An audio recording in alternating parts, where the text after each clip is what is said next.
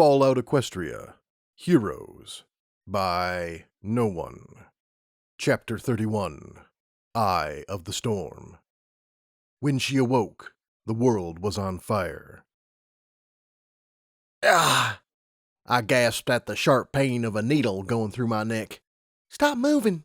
Serenity carefully used her magic to clean and sew the gaping wound in my neck. It didn't hurt too bad, but that was mostly a combination of my earlier Med-X and blood loss. Apparently, I'd lost a lot of blood. It's a bad wound, you know. Wouldn't want to make it worse. You're really lucky I only nicked the major vein that goes to your head. Lucky, I groaned as Serenity finished stitching up the wound, tying the wire in a little knot. Didn't know you even had a kit like this. Of course I do. Had it for a while. Can't always rely on them healing potions. She wiped the sweat off her forehead with a hoof. Though it's gonna scar without a healing potion. Oh no, I deadpanned, rolling into a sitting position. Whatever will I do? I scratched idly at the scars that marked over half my face as I looked around. The fire that had marked the ground had died out, but the building behind was still burning loudly, and I imagine it would until there was nothing but ash left. You gonna talk to him? Flyer asked, plopping down beside me with a heavy thud. He still had most of his armor on, but his helmet was off, revealing his soot-stained, sweat-streaked face. I would, but, we got along poorly. Who? I asked, looking over at Flare, feeling a pang of guilt for forcing Flare through that ordeal. Oh, you mean? My eyes wandered across the complex to the tiny figure rocking back and forth over the body of Dragonslayer. Why would anyone keep such a monster? I couldn't imagine. Someone needs to talk to him. Can't leave him here, right? I mean, sure, he did try to kill us a little, but he's just a baby dragon. Dragonslayer probably stole him as a child or something. Flare was certainly an odd stallion, showing sympathy over someone who tried to kill him. Maybe I could learn a thing or two from him. We will speak with him, Platinum Haze said, her voice soft and slightly wavering. Looking up at her, I realized she looked completely exhausted. Her body slumped and her head hung low. The tip of her horn sparked slightly, and I wondered if maybe she had overexerted herself, but that seemed hard to believe. I'll go too, I said, standing slowly, my legs shaky. So shaky I nearly collapsed until Hayes wrapped a wing around me to stabilize me. Without the adrenaline pumping through me, everything hurt so much. I, would too. Serenity looked at the ground. I don't think he, probably... There was a look of guilt on her face. It's not your fault. I reached out to mess up her mane. But don't worry about it. We'll talk to him. Serenity nodded, but did not look comforted. Okay, Mama. Don't walk too fast or anything. You're really hurt. You need lots of rest. After we get back to the boat, I'll sleep for a week. That actually seemed like a really good idea, and it seemed to placate Serenity somewhat. As I hobbled beside Hayes, Serenity wanted to fix my leg first, but Hayes insisted on my neck, which was probably a good idea, but it meant my leg was still not working. I wondered if this was a good idea. We had apparently just killed this dragon's dad, and if I knew anything, it's that most people love their parents even when they weren't the best to others. I looked up at Platinum Haze and wondered if she could sympathize. Excuse us, Hayes said as we approached the dragon. A sense of dread was rising in my gut as the memories of the dragon repeatedly trying to eat me flashed through my mind. The prevailing smell of smoke didn't help. We are sorry to disturb you, and we are sorry for your loss. We wish to know if there's anything we can do to assist you in this time of need. Go away! The dragon huffed between sobs. Just go away! I hate you! I hate all of you! We understand your pain. She lowered her head. We once lost our dear mother, and it was not fair. We cannot dictate how you should feel, but if you require anything, we will help you for as long as we stay here. Why? He hissed between his teeth, still hunched over Dragonslayer's corpse. Why did you fight him? Us? He was making the world a better place. Reasons are complicated, and the world is not a place of simple whites and blacks. We did not participate in any fighting. We simply protected those who we love, Hayes said solemnly. Not you, her! He turned all of a sudden, pointing a small claw at me.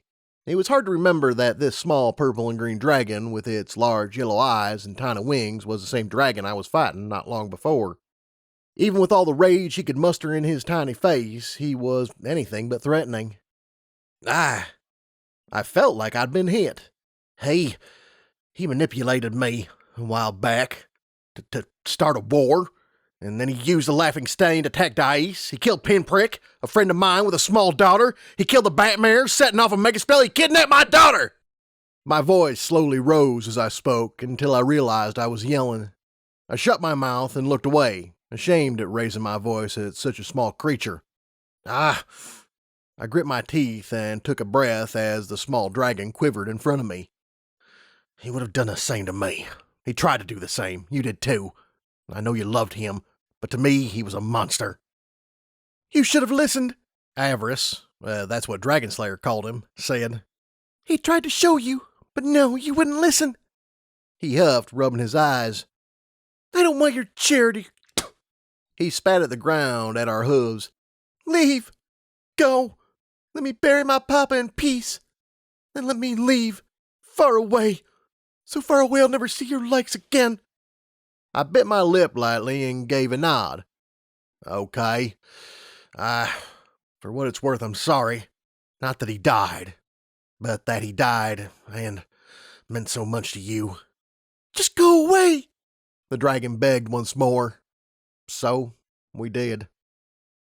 Before we could leave, Serenity had to fix my foreleg and, just for good measure, stitch up the stab wounds on my back.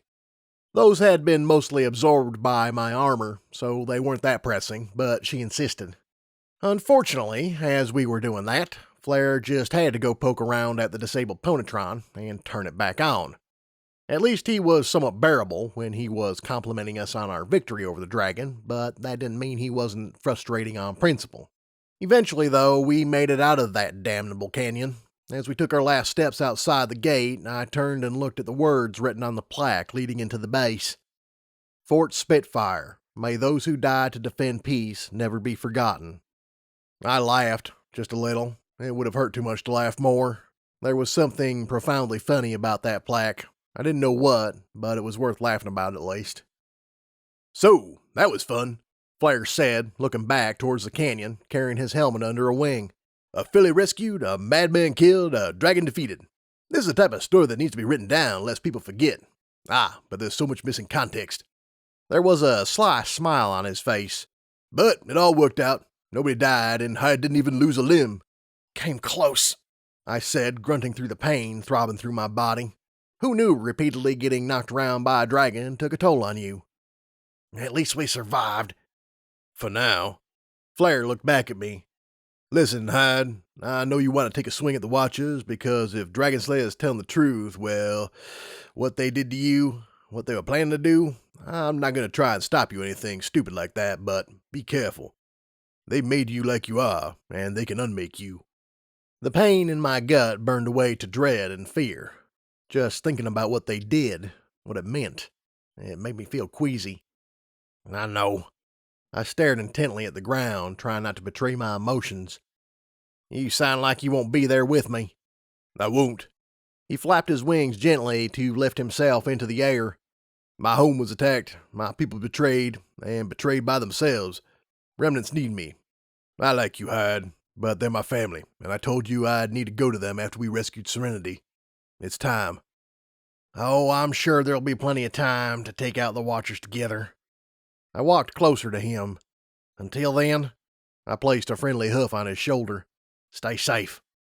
Oh, you know me. He placed his helmet on his head, then flapped a few times until he was flying upside down. I'm too awesome to get hurt. Toodles, Hyde. He turned his head towards Serenity. Take good care of your mama. Remember to put her to bed early and no water before, even if she whines. She's such a whiner. Serenity gave Flare a stiff salute. Aye, aye, Captain. He blew a kiss to Platinum Haze for good measure, too. And I'm out. With a few sturdy flaps of his wings, Flare was speeding off towards the horizon so fast I thought for a second I almost saw a blue and green trail in the air behind him. Nice chap. Shame he's a Pegasus, Walkirk chirped, eliciting a glare from me and everyone else. What? I just mean the Remnants are a dangerous group. A shame he's associated with them. You said you run to Ace, I said sternly to Walkirk. I do. Name me one group that's not dangerous. He stared silently at me for a good minute before he started to roll away. Good. Maybe if he kept quiet, the long, excruciatingly painful walk back to the boat wouldn't be so bad. To his credit, he was mostly silent, which was nice. I liked the peace and quiet, and it gave me time to count my broken ribs and groan in pain as I hobbled along. One of these days, I was going to do something cool without getting completely fucked up in the process. Really. I suppose I was lucky, though. Most anyone else would have been dead several times over in the canyon alone. Maybe Celestia really was looking out for me, or she thought my pain was funny. When we finally reached the river and the boat, it was such a relief I could have fainted. By then, I had long since lost the ability to walk on my own power alone and had to lean against Platinum Haze for support. Still, just seeing the boat, and with it the idea that I would be able to sleep, it was refreshing. It was such a pretty sight, though partially that may have been something to do with the fact that the sun was setting then too, bathing the ship in the water in orange light. "You're alive!" I heard someone gasp. Looking up, I saw Red Skies running towards me. "By Luna's beard, I was watching for you. I thought I saw a dragon." "Yeah," I grinned. "Just a small one, no big deal." "What? He shook his head in disbelief. "So as long as you're all right, we can take you back upriver if you like. Serenity is all right, right?" Just then, Serenity decided to show herself from behind me. "Hi, I'm all right. It was super scary, but it wasn't so bad because I'm brave. Oh!" She jumped up a little in excitement. "Want to see Scootaborg? She's changed a lot since I first got her from you guys." "Sure, my wife will be interested as well." He started to turn back towards the ship. "But first, I get the feeling your mom has had a long day. Let's get her to bed." Yay, I really needed sleep for a few years. I also needed a bath because I was covered in blood, but that could wait. "Thanks," I muttered to Red Skies. "Come on, Mama, I'll tuck you in," Serenity said, running ahead of me. Maybe she did, maybe she didn't. To be honest, as soon as I made it onto the boat and collapsed into my bed, I was out like a light. Ashes. The world was nothing but ashes. As far as I could see, the world had burned to the ground, but the fires had long since given out. Just blackness and charred rubble. Looking to the sky, I saw it was glowing a sickly green. My stomach churned as I watched the lights in the sky dance and burn. This was wrong. So wrong. But I couldn't put a hoof on how. I walked forward through a century of dust and decay, my hooves breaking through burnt buildings and blackened bones alike. I should have been sickened trampling through pony remains, but they were so old and frail it was hard to imagine that they had ever been anything other than bones. They were part of the land I created, nothing more or less. So I walked through them, kicking up soot. What had happened here? Was there a city here once? Did ponies live, breathe, laugh, love where now there was nothing but remains? It was curious and sickening. So I kept walking. I don't know how, but I knew I was headed towards the center. Just the center of what I didn't know. Eventually I found it, bathed in green light. Unlike the rest of the world, the small space at the center was pristine. White walls, medical devices, and a stretcher with a figure beneath a sheet. I stepped to the white center, tracking dirt and dust and bones. My hoof reached for the center, for the pony on the stretcher, but I stopped. I knew what was underneath. I knew. Revealing it would do nothing. I already knew the answer. What good is finding out the truth if the truth was horrible? But I couldn't help myself. My hoof moved beyond my control and revealed myself under the sheet. I opened my eyes and screamed. I struggled against the bonds that lashed me to the stretcher, against the world that held me down. When did I get so weak, so powerless? I fought with all my might, but my strength barely budged the world. Above me stood a Pegasus, wrapped in darkness. I couldn't see his face, his colors, or his cutie mark. All I could see was the glowing green syringe he had in his hoof. His face contorted into a smile too wide for his head as he pressed the syringe into my leg. Fire filled my veins and I cried out. No amount of screaming could stop the flames, though, as they spread through my body, engulfing me. My blood burned first, a sickly green, then my lungs, and I felt like I could breathe fire and death. But not even that could break my bonds. Then my brain burned away and shriveled, leaving me unable to comprehend what was happening. Finally, my heart caught fire and turned to ash because why would a monster need love? Only when I was nothing but a tool, someone else's flames, someone else's torch, could I break free of my bonds. I stood up and the stretcher sank beneath me. The room was once white, but as my body looked around it, led by invisible strings, it turned blacker and blacker. So I walked out of the center into the world. A great city stretched before me, vast and untouched. Buildings lay before me, and ponies. As I walked on unbidden hooves, the world behind me started to burn. I walked past lie and mischief, and they burned away to bones. I saw the town of Timber burned as I walked by it, my hooves trailing fire. Grimer tried to run away, but he couldn't escape. How could he? Mustang was next, but he tripped and fell, and then there was nothing. I pushed post-haste into the fire myself, my wire-guided hooves listening to no command I gave them. I was death, I was fire, and who could escape? Pinprick and the Batmare ran for a while, but I was too fast, too steady, and soon they too were naught but ash. Then Foundation came. I tried to fight against the wires that guided me, but those pulling the strings were too strong. Foundation, wildfire, my life gone to the flames. If only I had a brain to save them, and lungs to breathe life back into them. Cut the ropes. Wildfire stood before me, her body made of gray smoke and red fire. She pushed against me, my green flames and body of black ash stopping in their tracks. Cut the strings. You're not a puppet. I have always been a puppet, I explained to the dead, my voice my own where my body was not. Too stupid to fight back, too stubborn to see.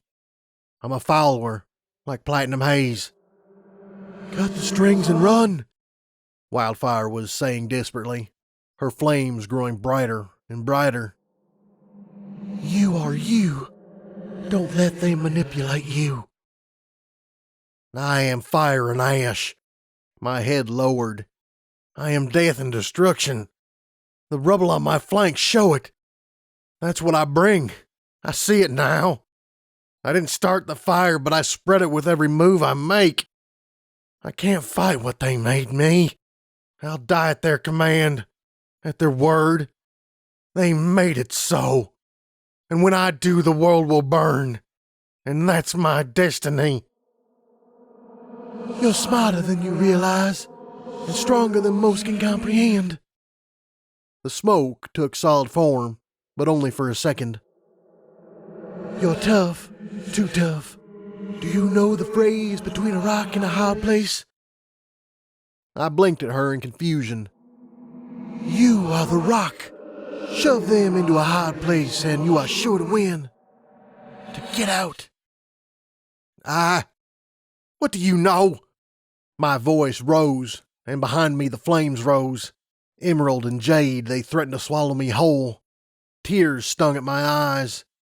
Wildfire, she couldn't understand. You're dead. Yes, she said softly, her smoke and fire dissipating until there was nothing left. But you don't have to be. I woke up soaked in sweat. My eyes were blurry and I looked around the room. It was dark. It must have been night. The only light was from a candle in the corner, which was odd. Why was there a candle lit in the room I was sleeping in? Oh, you have awoken, Platinum Haze said, suddenly appearing into view. Why were you invisible? It was a very important question to ask, because it didn't seem to make much sense to me. Oh, you were mumbling in your sleep. We worried that if we were right here when you awoke, it would startle you. She smiled softly from the side of my bed. Do you need anything? We can acquire water or food for you. No, nothing. Though my head was a little dizzy, and my body was in a lovely amount of pain. For now, I just need to think. We are sorry. Were you having a nightmare? Is there anything we can do to offer assistance? It was a sweet offer, but I wasn't really sure there was anything she could do. Yes, a nightmare. It was different from my usual nightmares, though. Wildfire didn't even die at the end. I guess because she was already dead. Can I ask you a question? A personal one? It's important. Feel free to ask us anything you desire, and we shall answer to the best of our ability. How did you... I struggled to find the words. Maybe it was because of all the blood loss. How did you deal with what happened to you? I mean, you used to be a pony before, right? And now you were taken and changed. It wasn't the same as what happened to me, not by a long shot, but of all the ponies I knew, she was the only one I could imagine understanding. She looked down at the floor for a second. We are not the best alicorn to ask such a question. We have heard many of our sisters' complaints about Mother's actions, and while we understand them, we cannot admit to agreeing on their feelings. She gulped a little bit. We liked what happened to us. Our life was not pleasant before Mother took us. She gave us a purpose, meaning, and family. Oh, I said softly, feeling slightly disappointed. Perhaps you could speak to Diamond Sky, Platinum Haze said. She would understand, we think. She has always been bitter of Mother's designs and never wanted this form, and still wishes she did not have it. We have spoken to her about it on many occasions. She has told us she felt violated by the actions taken against her will, that she often had trouble looking at herself in the mirror because the figure that looked back was not her. When I asked her why she felt this way, she said it was because her life should be hers alone, and ponies using it to their own ends without a care for her, it upset her. We can understand these feelings. I nodded along as Platinum Haze spoke. I'm not sure what to think. I pressed a hoof to my chest, trying to see if I could feel the fire burning inside me. I hate it, what they did to me. I don't even remember it, but I hate it. Why? It was such a simple but powerful question. Because they had no right. I grit my teeth together. It was my life, my body. They stuck me full of needles for what? So I can die in their command? So I can kill everyone around me without even having a say? Did you see the way they talked about me on the videos? I was an experiment, a tool. I slammed my hoof down on the bed, needing to get some of my anger out. We are sorry, Platinum Haze said sincerely. We are unsure of what words of condolence we can offer you. It's fine. I lowered my head back onto the pillow. I'm not sure what I was expecting from her, but sympathy was what I was going to get. Of course, I knew she wouldn't feel what I felt, but it was good to have some small part of understanding. Not that it made me feel any better, or make the fire in my chest burn any cooler. Where's Serenity? Last time I was sick on a boat, she spent most of her time by my bedside. We sent her off to bed a while ago. We recognize she cannot stay awake with as few ill effects as us. She protested at first, but we assured her we would make sure no harm would come to you this night. We are not even sure what she imagined would happen. Well, last time I was on this boat I was, attacked by assassins. Good times. You were? What? She seemed a bit shocked, though I wasn't sure why. For what reason? That was a very good question, and like most very good questions, I didn't have an answer for it. I tried to think, but came up with nothing. I knew they were from Molly, but I wasn't sure why she wanted me dead so badly. I know she blamed me for ruining her attack on the Mustangs. Molly wanted me dead, I eventually said. Not sure why. She wanted me dead when you met her too. She ruined my date. I really was going to need to have a chat with her about that. Assuming I didn't explode in the near future. Before I could say anything more, there was a sharp knock on my door. Hard. It was Red Sky's voice. Are you awake? Yeah, I said through the door, wondering why he was bothering me. Well, if you're well enough, you need to get up and come on deck. Some NCA folk want to see you, and they don't seem the type to ask nicely. Okay. I started to roll out of bed, which was painful, but thankfully I had Platinum Haze there to help me. Can you walk? I nodded to her question. Sure, it was going to hurt because everything hurt, but that never stopped me before. We are curious as to why the NCA have come here, and for what purpose. We were unaware they even knew of your existence. I worked for them a couple times, I said as I started for the door. We are constantly amazed at the number of important ponies that you have met that also want to kill you. I never said they wanted to kill me. You did not have to. That was a bit of a pessimistic way to look at things. I wasn't even sure what the NCA wanted. Of course, the last time I had interacted with them, I had gone out of my way to save the ruler of their enemies from being captured. But what were the chances of them remembering that? I walked outside and realized it was just becoming morning. The sun peeked out over the horizon and bathed the sky and water in an orangey red. It was also so incredibly bright it took a second for my eye to adjust. My cybernetic eye had no such problem. For me to see the two uniformed NCA soldiers standing on the deck wearing disapproving frowns. Behind them, attached to our ship by a plank, was another much larger boat with sizable cannons on the sides. The pair looked at me and one spoke. Are you hired gun? Both ponies were red mares. Maybe they were related, though the one speaking to me was taller and had a green mane where the other's was blue. Yes? Good. The mare pointed her battle saddle rifles at me. You're under arrest for treason against the New Caledonian Alliance. Please come quickly and quietly. Anything you say will be recorded and held against you. Once formal charges have been laid, you have the right to speak in your defense at your trial. Is this clear? Wait, what? I took a step back. Even with subtlety not on me, I had enough weapons to make short work of two ponies. But that ship would prove more troublesome. So the only option was to talk my way out of whatever this was. I'm not even an NCA citizen. The short pony spoke. Did you or did you not receive a contract from Major Lucky of the NCA Armed Forces? I nodded slowly to that, as I had thought that particular contract was a secret. According to NCA Unified Law and the NCA Armed Forces regulations, all contract employees of the NCA are to be treated as NCA civilians in order to prosecute any misdeeds that they may have done. If the contract is for any reason terminated, they will continue to be treated as NCA civilians for a period of 1 year to be sure they do not misuse any intelligence they may have received from NCA Armed Forces. Shit. I looked over at Platinum Haze, but she was nowhere to be seen. It occurred to me at that moment that the last time she had met anyone from the NCA, she was shot at.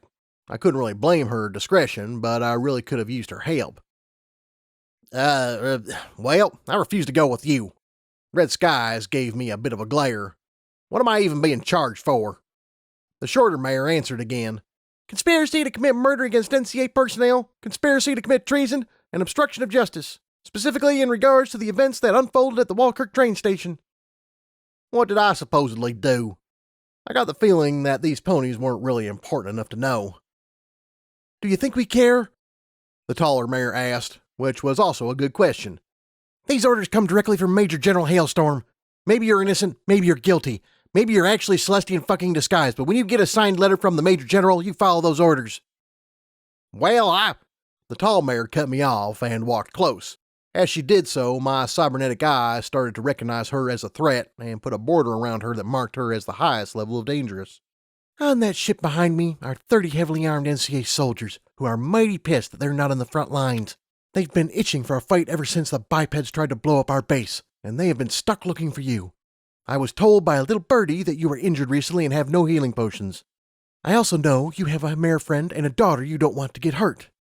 And while the NCA would never condone hurting innocents, a firefight in such a small space would cause accidents. So let me make this choice abundantly clear to you. You can stay on the ship, but a contingent of 10 guards will be present with 2 following you at all times. Meanwhile, we will escort you and your ship to our farm north of here, where certain ponies eagerly await an audience with you. If you try to fight, or the ship tries to escape, we have orders to kill you and anyone who tries to stop us. So I kindly suggest you agree to these terms. Am I making myself clear? With great reluctance, I nodded my consent. It would be easier to escape NCA custody when not on a ship. So, I would have to wait and plan my escape until after I met whoever was so interested in meeting me. But first, I was going to have a talk with Walkirk, because I had a feeling I knew who the little birdie was. Of course, it occurred to me a few minutes later that there was no way I was going to be able to talk to Walkirk, because the mere fact that he existed was a secret, and he wasn't about to talk to me with NCA guards trailing behind me. I wanted to talk to Platinum Haze, at least, but I doubted she would show herself with such a high chance of getting shot. "I'm going to take a shit," I said to the two NCA guards following close behind me. I wondered idly if they realized how little of a threat they posed to me. Either way, I walked over to the boat's bathroom and started inside the door. And, just as expected, the guards started to come in with me. "What the fuck are you doing?" The guard looked confused. But, ever since I laid eyes on him, he seemed perpetually confused. "We have orders to keep an eye on you at all times." "I'm not letting you. Not in the bathroom, anyway." I glared at the guard in mock outrage. "But my orders." "There's no window, just a toilet. What do you think is going to happen?" I kept my gaze glued to the stallions in an attempt to intimidate him.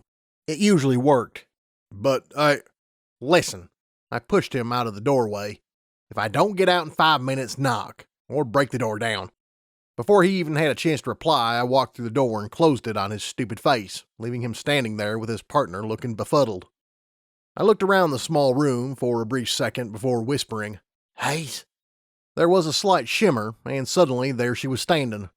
To my surprise, she wasn't alone. Serenity was perched on Haze's head, her tiny horn glowing pink.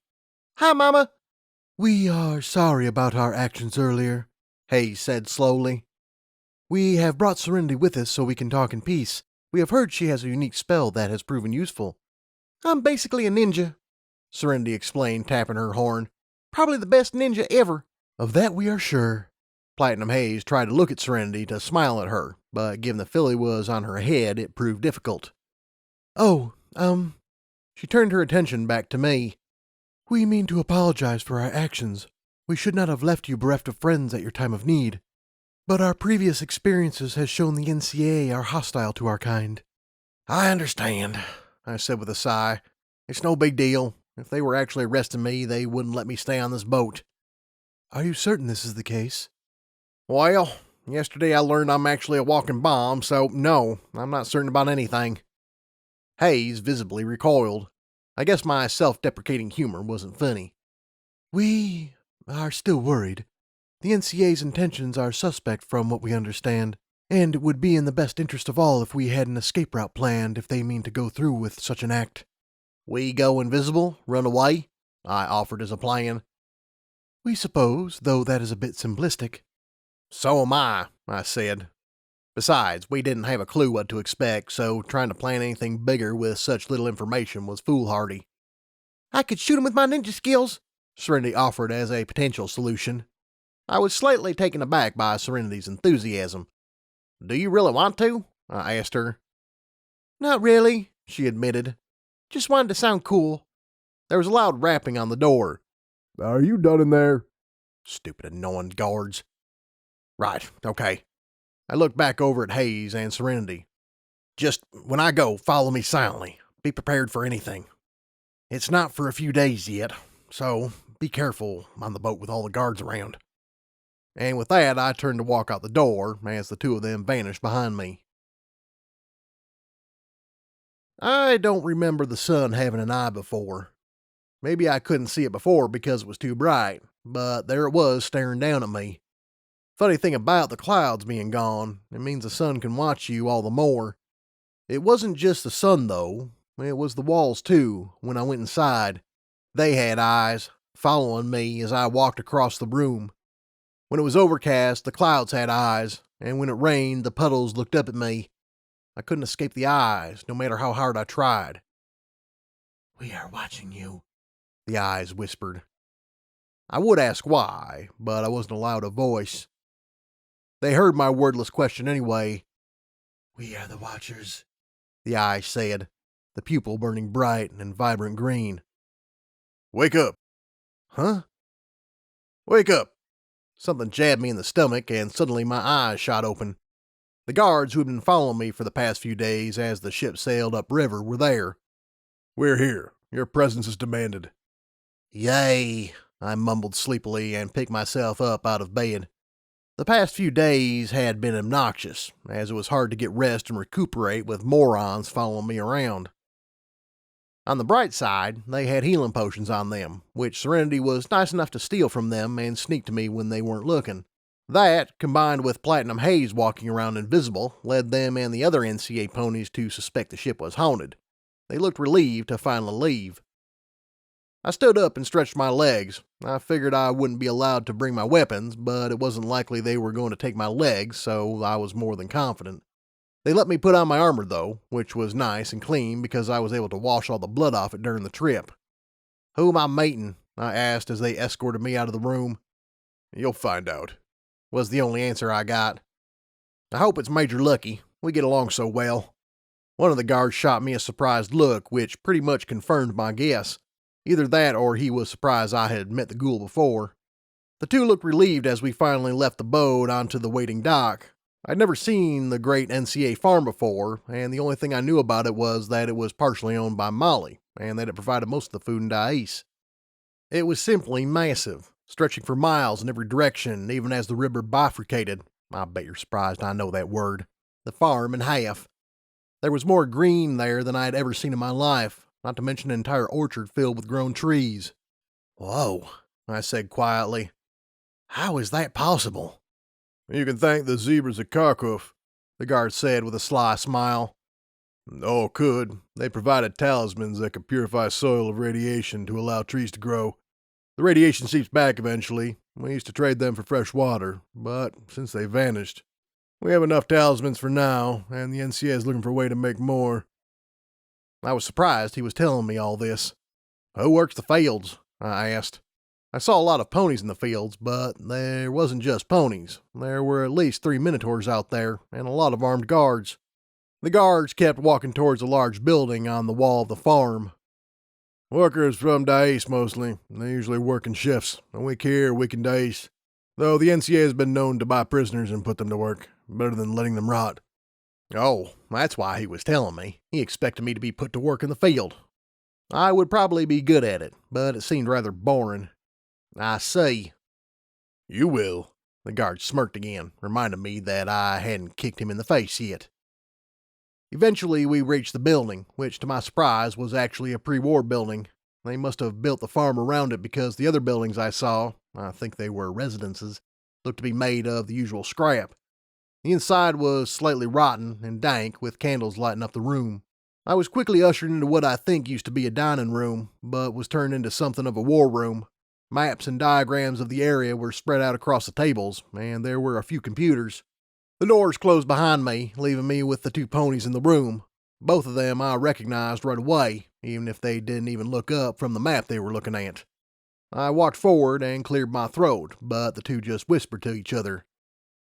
I eventually said, "You had me arrested?" "In a minute, Hard," Major Lucky growled. Eventually, he and Major General Hailstorm looked up at me. "You look like shit." Apparently, a healing potion and a few days of rest weren't enough to make me look good after a dragon fight. The stitches that were still in my neck probably didn't help. "Better than you. The last time I'd seen Lucky, he had a spear in his chest, and I guess the radiation from the megaspell was enough to keep him alive, but it didn't fix the gaping hole where the spear once was." "Glad to see you and our prisoner get along so swimmingly." The Major General looked vaguely amused. I think she was just happy to get away from strategy for the moment. It looked like it was taking a toll on her. At the very least, her pink mane, which was so frazzled, I had to wonder if something was nesting in it. "So I'm actually a prisoner?" I walked over to a nearby cushion to take a seat. "I am curious, where do you plan to hold me?" "We're not stupid." Lucky's voice was quieter than it had been before, almost painfully though. "We cannot afford to keep you against your will. You are far too stubborn. We just knew this was the only way to get you to come to us, especially after you foolhardily quit the High Zeas." "How do you know about that?" "We have ponies paid to keep tabs on the major gangs, and your leaving caused waves. But this is not why we are here." The Major General waved a dismissive hoof. We have a few questions for you. What was your relation with a pony named Pinprick? What? That was the last question I expected. She was a friend, I guess, before everyone called her a hero. That's when I met her. Why do you care? You haven't heard about the riots, have you? Lucky asked, leaving me dumbfounded, which I guess answered his question. Her funeral sparked riots across the East, against the gangs, against us, against anything resembling a power structure. They've been going on for days. We had no means to fight rioters without killing them, so we had to pull back. Other gangs were not so, kind. Bodies are burning in the streets. The way we hear it, some of the gangs have already fallen into ruin, and the rest are next. What? No. It was already happening. The Watchers' plan. The ice was burning, and soon they'd swoop in to clean up the mess they made, but not before anyone who could oppose them was dead. You have to stop it. We had hoped to understand why they happened, the Major General said. Granny Dynamite sent us information saying your connection to this pinprick and to a pony named Dragonslayer could give us the information we need. They couldn't come at a worse time. Lucky looked to be seething. First the zebras are attacked, and they are at war with the Minotaurs. Now this. The NCA does not have enough resources to fulfill all these obligations, and if the Council has its way, we'll be pulled out of the haze completely to focus on the Minotaur threat. Of course the NCA Council would pull out. It was all starting to make sense. The Watchers wanted to capitalize on the chaos, and to do so they needed to make sure the stronger parties couldn't first. And how better than starting a war? The pieces were falling into place, and all I could do was watch. Then something struck me. During the build-up to the war, I said slowly, trying to organize my thoughts, I remember seeing NCA soldiers at the Black Salamander, getting cybernetics. You better be going somewhere with this. I didn't bother responding to him. I had to complete my thought. Were there any soldiers who got cybernetics elsewhere? The BS wasn't the only place to get cybernetics. There was a shadowy company called Cerberus that competed with them. I remember that the current leader of the Mustangs, Mayhem, got his cybernetics from them, as he didn't want to support a rival. Lucky glared at me and looked like he was about to tell me to fuck off before Hailstorm cut him off. A few weren't able to get appointments and made other arrangements. Only 4 to my recollection, though, of the 36 NCA Rangers who got augmented. She walked back to her computer and pressed a few buttons. We've been keeping close watch on all the new augmented troops. Why do you ask? Did any of them mention a burning sensation around the cybernetics? Just saying that made the fire in my stomach burn and twist. Just imagining what was inside me was painful. The two looked dumbfounded at my eerily specific question. Hailstorm scrunched up her face and looked down at her computer, apparently looking up that information. We were worried about rejection, Hailstorm explained, so we asked about every medical problem that was reported and recorded. According to our files, 2 of them reported similar burning problems, but the source couldn't be found. Shit. I could feel a thin trickle of sweat bead down my neck as my eyes went wide. Recall them, or whatever. Don't put them in the front lines. You need to get them into surgery. Get them away. I took a deep breath, trying to calm my mind, as the pair looked even more confused at me. They have a chip in their head. It's a detonator. You need to find out and disable it or else. Nor else what? They have mega spells inside them. That stopped Lucky dead in his tracks. What? Lucky said slowly. You saw it. You 2 were both there. You must have seen it. I took a deep breath. On the screen, the laughing stallion, he started to glow. Then the Batmare teleported him away. He had a mega spell inside of him. The pony you mentioned before, Dragonslayer, he set him off. I was indisposed, Lucky said, a hoof moving to touch the hole in his chest. I saw, Hailstorm said. I didn't know what it was. I never thought. She sobered up. How could you know this? I put my cybernetic hoof to my chest. It happened to me. There was a shock of disbelief on their faces. I know you find it hard to believe me, but it's the truth, though. The trigger they put in me was disabled by accident when I lost my eye. I was lucky. Your ponies may not be. Who would do this? Lucky's voice was filled with disbelief, but the fact that he was asking me questions, not just dismissing, meant I must have been getting through to him. You wouldn't believe me. Hired! His voice raised enough to make me take a half step back. Tell us! The Watchers. More disbelief. I am pretty sure it's them, unless Dragonslayer was lying, but according to him, they want dice, the technology in it. We can't believe you, Hailstorm said after a long, awkward silence. Not without proof. They had to believe. They had the power to stop it. But, for safety's sake, we can take 2 soldiers out of the fight for a week or so for some evaluations. She started typing something on the computer, but stopped. Oh, that's not good. The last thing we needed was more bad news. What? Master Corporal Dead Whisper has been reported missing in action, Hailstorm read. It seems he was reported missing in action during a battle for Canyon Ridge Bridge to the west. She reached over and grabbed a drink from the table in front of her and took a sip, which was weird because I didn't remember it being there. He is presumed captured by Minotaur forces with no hope of recovery. I need to get him, I said sternly. No hope of recovery, Major Lucky repeated. No hope. I don't know what you were doing with the Minotaurs, but ponies are shot on sight. Then, I said with a small smirk, I won't be seen. Lucky gave a rasping, wheezing laugh that I didn't appreciate. I waited patiently for him to finish. Hired, you're not exactly subtle. Funny, I remember another pony said that to me once. I have subtlety on my side, and I waved my hoof off to the side. For as much as I hated the mega spell inside me, the ability to sense magic was very welcome and let me get away with big gambles. I have Platinum Haze. Before they had a chance to ask who or what a Platinum Haze was, the shimmer around her fell, leaving the tall alicorn standing there with all eyes on her. Hiya, Serenity said, lying on the alicorn's head. Sorry, we didn't mean to interrupt or nothing. Before I could stop him, Lucky reached for his gun, only stopping when Hailstorm put a hoof on his shoulder. An alicorn? I heard rumors that they have spread. Are you as dangerous as they say? We are unsure how to answer that question accurately. We do not know the pony or ponies referred to as they, and thusly we have no knowledge of their expressed level of danger. However, you should have little to worry about in regards to us being potentially dangerous.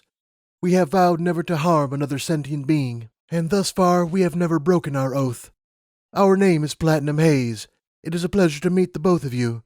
Platinum Haze reached out a hoof. Damn, I was hoping you could be on our side. Don't suppose you know any other alicorns who would be able? Platinum Haze shook her head. We have a sister nearby who did not take such an oath, but she is doing an important task. No other sisters who we are associated with have traveled this far south. However, we know some sisters have. We cannot speak for them or their desires, but we would wish you did not harm them.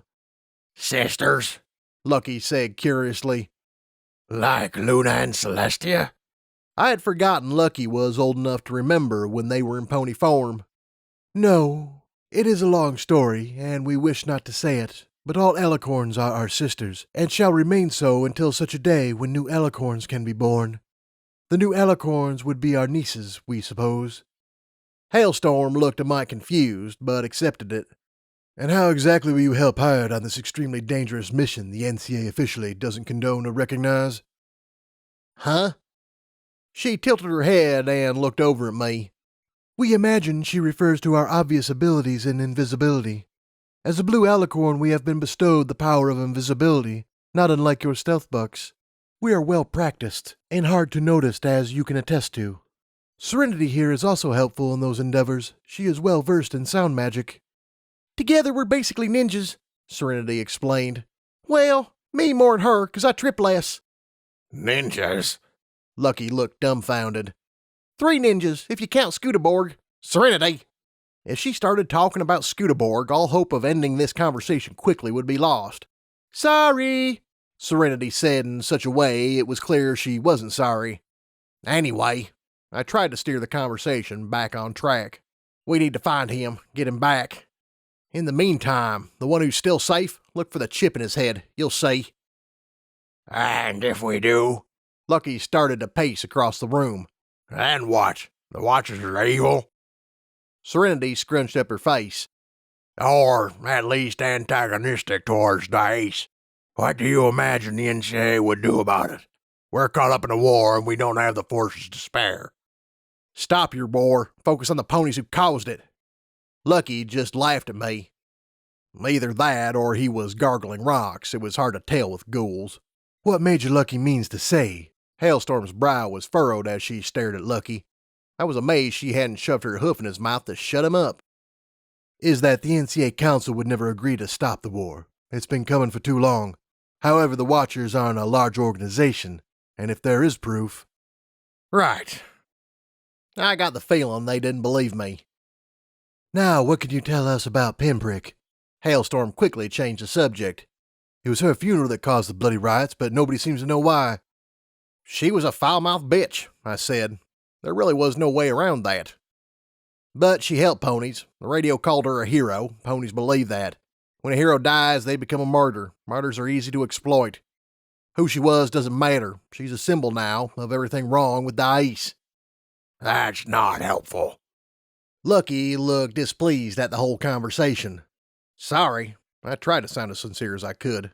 I gave you everything I know. Not everything, but it was everything they asked, at least. Can I go? Would you take no for an answer? Lucky asked.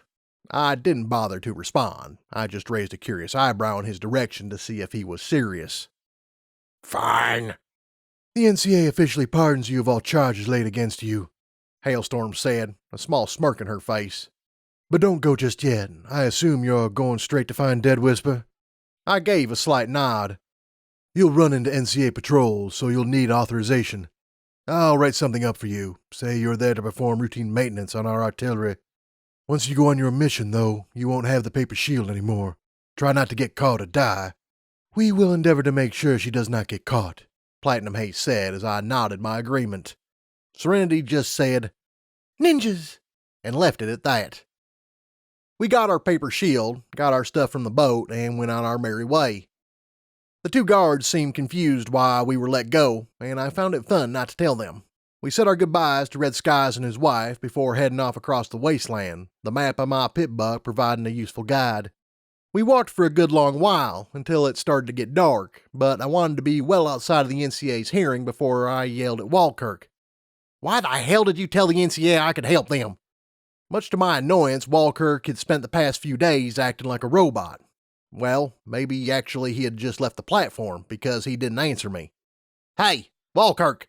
I smacked the robot in the face only for it to beep at me. He does not appear to be responding. Perhaps a different tactic is required. Platinum Haze offered as a solution. Well, not really a solution. Though we know very little about such devices apart from their apparent weakness to bolts of lightning. Like most things do. I do. Serenity hopped a few times to make sure we all heard her. I mean, not really, but more cybernetics, but how hard could it be? Platinum Haze looked in the distance towards the waning sun. It is late. We could camp here as Serenity tries to re-establish a connection. We are sore and wish to rest as well. She said the last part quickly, which made me think she didn't want to affect my judgment on the matter too much.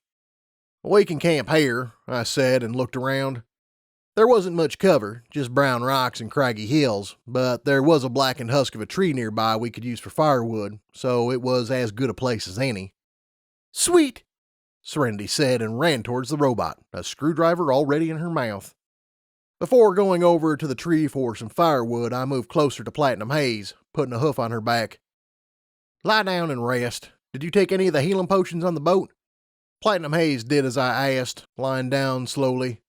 It also had the odd side effect of allowing me to look down at Haze. Our wing, the one which was bitten by that wretched ghoul. We worry we have done some serious damage. After we flew after Flare to protect him from Avarice, our wing has been in pain. Drinking a healing potion quelled the pain, but it returns still whenever we move our wing. We are afraid flying is out of the question at this moment. Did you have Serenity look at it? She gave me a quizzical look. She learned a few things from the Watchers. Saved my life at least once with her skills. Usually it's related to cybernetics, but, I mean, she's no doctor, but if something is serious, she might be able to at least tell you what. Ah, we see. We shall inquire about it when she is not so busy with her little project. Her head tilted towards where Serenity was desperately fiddling with the robot. I gave her a soft nod before pressing my lips to her cheek. All right, just rest for now. Don't overexert yourself. We shall endeavor not to, she said with a slight blush on her cheeks. Though we shall refrain from pointing out the irony of you, of all ponies, telling us not to overexert. I gave her a sly smirk. Most ponies aren't me, so they shouldn't copy me, I said before turning towards the blackened tree. You know, I always wondered if these trees grew this black, or were just really old. I guess it was one of those mysteries I would never solve, and I guess either way, if they burned, they burned. It didn't take much to break through the tree, just a few quick bucks, and I had nearly as much timber as, well, timber. Which was, a poorly worded statement, given, what happened to timber. It took me about 25 minutes to have a nice stack of firewood. I was just about to bring it back when I heard a scream. Mommy! That was never something I wanted to hear. I booked it back towards the campsite to see Serenity cowering as the robot loomed over her. Platinum Haze was nearby, but she seemed to have fallen asleep and was only just then groggily waking up. Unauthorized modifications detected. Commencing hostile disabling protocol. The robot said, and still no Walker to be found, not even when the robot's missile launchers started to unfold. Well, I had limited options. Subtlety shot around through whatever was the approximation of the robot's head in a spray of wires and sparks. With nary a beep, the robot slumped over, its lights turned off. Hostile disabled, I said, and walked over to the robot and put a few more rounds in just in case before turning to my companions. I never liked his company anyway. I couldn't sleep. I'd had trouble sleeping since my nightmare a few nights ago, and what sleep I did have tended to be fitful and interrupted. Something about these nightmares unnerved me more than my usual ones. Perhaps I just needed to get used to them before I could sleep again, but in the meantime it was a hassle. All I could do was stare at the fire as it dwindled and waned in the moonlight. I hated fire. Fire consumed things. It ate up whatever it could touch and left nothing but ash. Even the smell of smoke unnerved me. It reminded me of things I would rather have forgotten, of mistakes I could never undo. It was funny, though, how much fire seemed to follow me. Around me, things burned, sometimes metaphorically, but often literally. And then, when the flames died, only the smoke remained, and the memory of the fire that once was. Of course, fire was also warm. It kept the dark at bay, and keeps you safe from cold and loneliness. But at what cost? It was over so fast. The orange flames flickered around the broken ashen sticks that fueled it. The colors blended together, and the flames twisted together like musicless dance. Before long, the flames became a pony in my eyes, then became the pony. The wind breezed across the rocky plain, blowing my mane this way and that, but the image in the flames remained, her body still, but flames swaying. I don't blame you, I heard it say, or perhaps that too was the wind. I never blamed you. You didn't have to, I whispered under my breath. The blame I put on myself was enough for two. It was no wonder we fell apart after that. She tried to pull me back, but I refused to talk about it, refused to acknowledge that any of it had happened. How could I blame her when she gave up trying? Maybe she never gave up. Maybe she was just waiting for me to be ready. Perhaps I finally was, but it was far too late. Come back to me. The dancing flame sputtered for a second, but before long the figure returned, glowing all the brighter. I can't. The fire inside my chest burned once again. I could feel it. Ever since I'd heard the truth, I could feel the fire inside flickering. Perhaps I soon would be with her, going out like an inferno before fading away and finally being with my lost family. If anyone can survive, it's you. The flames sputtered again. Slowly, but surely, wildfire faded again. The light died, and the figure before my eyes was no more, leaving only a thin trail of smoke to remember her by. Mama? Serenity was standing on the other side of the fire, half obscured from smoke. Are you awake? I thought I heard you talking. Her voice was low and uncertain, as if she were afraid to wake me up. I suppose it was a good thing I was awake. Yeah. Serenity stepped around the dead fire to me. Can I sleep over here with you tonight? It wasn't that odd a request, but there was something about the way she asked it. Of course. I'm not sure if she actually expected me to say no. What's the matter? She didn't say anything at first, instead opting to lie down next to me and wait until I put a leg over her. Nothing. Well, that was a pretty feeble lie. I didn't call her out on it, though. I just stayed quiet. If she wanted to tell me, she would. And eventually, she did. Dragonslayer was a bad pony, right? I had a feeling I knew where this line of questioning was going, so I answered her as simply as I could. Yes. Like, really, really bad? Yes, I repeated. But the dragon, Avarice. She corrected herself to make sure she used the dragon's name. That seemed, I don't know, important. He said Dragonslayer was his papa. He did. So I killed his papa, Serenity concluded. Once again, I didn't bother to answer, letting her work through it herself. Does that make me a bad pony? Do you feel like a bad pony? It was the most relevant question I could ask. No. Yes. Maybe. She huffed and snuggled herself closer. He deserved it, but Avarice didn't think so.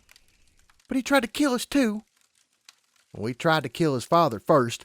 But he set traps for us and kidnapped me and... I cut Serenity off. I'm not defending them, but we were planning on killing him. Serenity pouted at me for a minute before slowly fading away. I don't like it, killing ponies. I kept trying to remind myself that he was a bad pony, and that he deserved it, but then his dragon son was crying. I don't make him any better, though. But it makes you feel worse? I slowly lifted my leg to brush at her mane. Yes, she admitted. Good. She looked up at me with a mask of confusion on her face. Killing should never be easy. If you get used to it, if it starts to feel normal or right, then something's wrong. You should feel bad when you kill ponies, even bad ponies, because you should wish there was another way. Do you feel bad? It was a simple question, but one I didn't really know the answer to. I try. I stopped petting her mane to place my hoof gently on her back. But you don't have to kill anyone. You could be like Platinum Haze and vow to do no harm. But I've saved you before by killing. She made a good point, but it wasn't as relevant as she thought it was. Sweetie, then you make a choice. I closed my eyes and gave a deep sigh. I can't tell you what to do. You have to choose for yourself. Whatever you do, it won't be easy, though. It never is. That wasn't the answer I was hoping for.